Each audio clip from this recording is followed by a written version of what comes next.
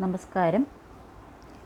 ഓരോ മനുഷ്യൻ്റെ DNA-യിലും നെഗറ്റീവിലും പോസിറ്റീവിലും പോകുന്ന ഒരു സ്ട്രക്ചർ ഉണ്ടായിരിക്കാം, അല്ലെങ്കിൽ ഒരു അഫിനിറ്റി ഉണ്ടായിരിക്കാം. നമ്മൾ എന്തിനെയാണോ പരിപോഷിപ്പിക്കുന്നത് ആ സൈഡിലേക്ക് ജനിച്ചു വളരുന്ന കുഞ്ഞ് തന്നെ അവൻ്റെ ഡെവലപ്മെൻ്റൽ സ്റ്റേജിലൂടെ പോകുമ്പോൾ അതിലേക്ക് കടന്നു പോകും. നോക്കൂ, നമ്മുടെയൊക്കെ കുട്ടിക്കാലത്ത് നമ്മൾ ഓടിക്കളിച്ച് നടന്നിരുന്നു അല്ലേ? സാറ്റ് കളിച്ചും ഹൈഡ് ആൻഡ് സീക്ക് കളിച്ചും ഒക്കെ നടന്നിരുന്നു. അപ്പോൾ നമുക്ക് എന്തെങ്കിലും ഒരു ചിന്തയുണ്ടോ മറ്റുള്ളവനെ ഉപദ്രവിക്കണം എന്ന് പറ്റും? ഇല്ല. പക്ഷേ ഇപ്പം നമ്മളെന്താണ്, ജനിച്ചു വീഴുന്ന കുഞ്ഞിൻ്റെ കയ്യിൽ ഒരു മൊബൈൽ കൊടുക്കുന്നു. അവൻ ശത്രുവിനെ ഷൂട്ട് ചെയ്യുന്ന ആ ഗെയിംസാണിപ്പോൾ കളിക്കുന്നത്. അപ്പോൾ അവൻ്റെ ഉള്ളിൽ അക്രമവാസന അല്ലെങ്കിൽ ഹണ്ടർ എന്നുള്ളൊരു തോന്നൽ വളർന്നു വരുന്നു. അവൻ തന്നെ വലുതാകുമ്പോൾ ഈ വയലൻസുകൾ കൂടുതലുള്ള സിനിമകളും അതുപോലെ സോഷ്യൽ മീഡിയകളിൽ കാണിക്കുന്ന വയലൻസ് കൂടിയ വാർത്തകളിലേക്കും ആകർഷിക്കപ്പെടുന്നു.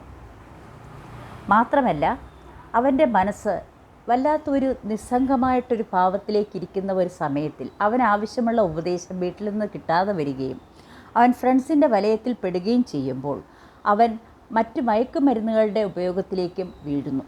കാരണം അവിടെ അവന് സുഖം കിട്ടുകയാണ്. അവന് ഫ്രീ ആയിട്ട് അവൻ്റെ സുഹൃത്തുക്കളുമായിട്ട് ഇടപെടാൻ പറ്റുകയാണ്. അത് വല്ലാത്തൊരു ചതിയിലേക്കായിരിക്കും പോവുക. അപ്പോൾ അതിനെതിരായിട്ട് നമുക്ക് എന്ത് ചെയ്യാൻ പറ്റും? സാധാരണ കുട്ടികളുമായിട്ട് അവൻ ഓടിക്കളിച്ചു എന്ന് പറഞ്ഞ് അവനൊരു മാരക രോഗവും പറ്റില്ല. തുറന്നു വിടൂ കുട്ടികളെ, അവർ ഓടിക്കളിക്കട്ടെ. അവർക്ക് ഈ വയലൻസ് ഉള്ള ഗെയിംസ് കാണാനായിട്ട് അനുവാദം കൊടുക്കാതിരിക്കൂ. പിന്നെ കൂടുതലായിട്ട് വളർന്നു വരുന്ന കുട്ടികൾക്ക് അവർക്ക് കൂടുതൽ വയലൻസിലേക്ക് പോകാതെ വയലൻസുള്ള സിനിമകൾ അത് സെൻസർഷിപ്പ് ചെയ്ത് അത് മാറ്റേണ്ടത് അത് ഗവൺമെൻറ്റിൻ്റെ കടമയാണ്, സെൻസർ ബോർഡിൻ്റെ കടമയാണ്. അത് യുവാക്കളിൽ എന്തൊക്കെ ഇമ്പാക്റ്റ് ഉണ്ടാക്കുമെന്ന് നമ്മളിപ്പോൾ കണ്ടതേ ഉള്ളൂ. പിന്നെ ഒരു ഇസത്തിലേക്കും എല്ലാ ഇസവും അവൻ പഠിക്കണം. കമ്മ്യൂണിസം, സോഷ്യലിസം, അതുപോലെ നമ്മുടെ രാജ്യം ഭരിക്കുന്ന എല്ലാ പാർട്ടികളെപ്പറ്റിയും നമ്മുടെ ഇന്ത്യ ചരിത്രത്തെപ്പറ്റിയും ഉണ്ടാക്കിയെടുത്ത ഇന്ത്യ ചരിത്രമല്ല യഥാർത്ഥ ഇന്ത്യ ചരിത്രത്തെപ്പറ്റിയും അവൻ പഠിക്കട്ടെ. വായനാശീലം അവനിൽ വളർത്തൂ. അതുപോലെ തന്നെ കുറച്ച് സ്പിരിച്വാലിറ്റിയും ഒക്കെ കൊടുക്കൂ. വെറും എയ്ത്തിസ്റ്റായി പറഞ്ഞിട്ട് അങ്ങനെ ഒരു കൾട്ടുണ്ടാക്കിയിട്ട് അത് ഇനി ഞാൻ വലുതാണ്, ബുദ്ധിജീവിയാണ് എന്ന് പറഞ്ഞിട്ട് ഒരു കാര്യവുമില്ല. കുട്ടി വല്ലാത്ത രീതിയിലേക്ക് പോവും.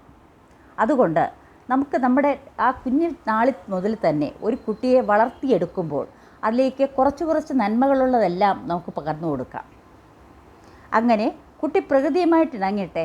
കുട്ടി പ്രകൃതിയുമായിട്ട് ഇണങ്ങുമ്പോൾ അതിൻ്റെ സൗന്ദര്യത്തിൽ ലയിച്ച് അവൻ്റെ നെഗറ്റിവിറ്റി, അവൻ്റെ DNA-യിലുള്ള നെഗറ്റിവിറ്റി പതുക്കെ കുറഞ്ഞു വരും. അവൻ നല്ലൊരു പേഴ്സണായിട്ട് വളർന്നു വരാൻ പറ്റും. നോക്കൂ, അകത്തേക്ക് പോകുന്നതല്ല ചീത്ത, പക്ഷേ പുറത്തേക്ക് വരുന്നതാണ് അശുദ്ധമായിട്ടുള്ളത്. ആ വാക്യം ഓർക്കുക.